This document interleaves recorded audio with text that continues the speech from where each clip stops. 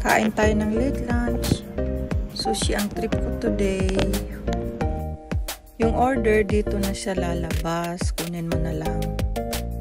Siyempre, pag sushi, ang partner ay green tea or ucha. Ikaw ang gagawa dahil merong powder. Lagyan mo lang siya ng mainit na tubig. Drink all you can yan. Kahit ang bisis kang gumawa, kahit ubusin yung powder na nandyan. Ayan na ang aking unang order.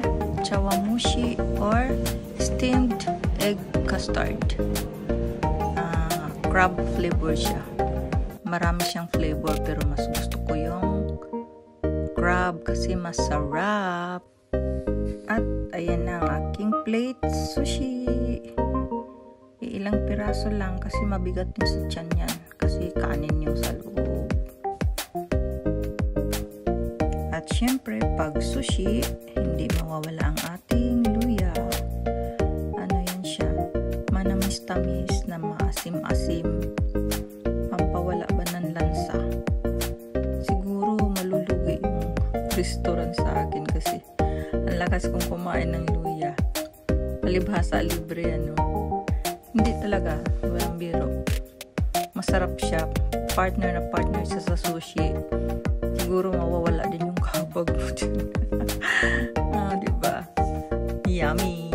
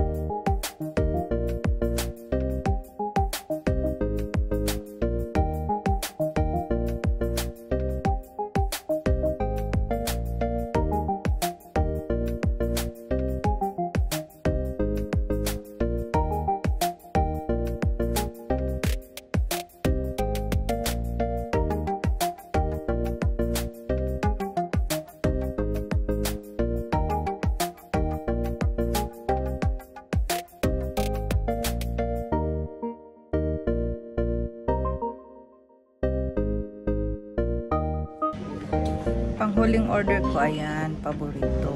Oyster na sushi. Pero hindi siya hilaw. Ano siya, boil. Kasi baka naman matamaan ang ating tiyan. So, boiled oyster siya.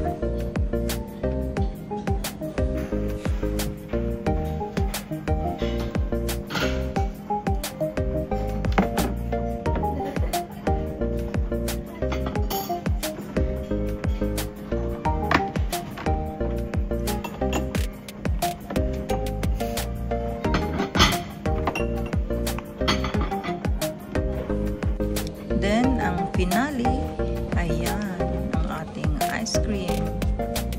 Coffee jelly ice cream para hindi masyadong matamis. Mapait yung jelly coffee. Kaya, bagay lang. Ayan, happy tummy naman today.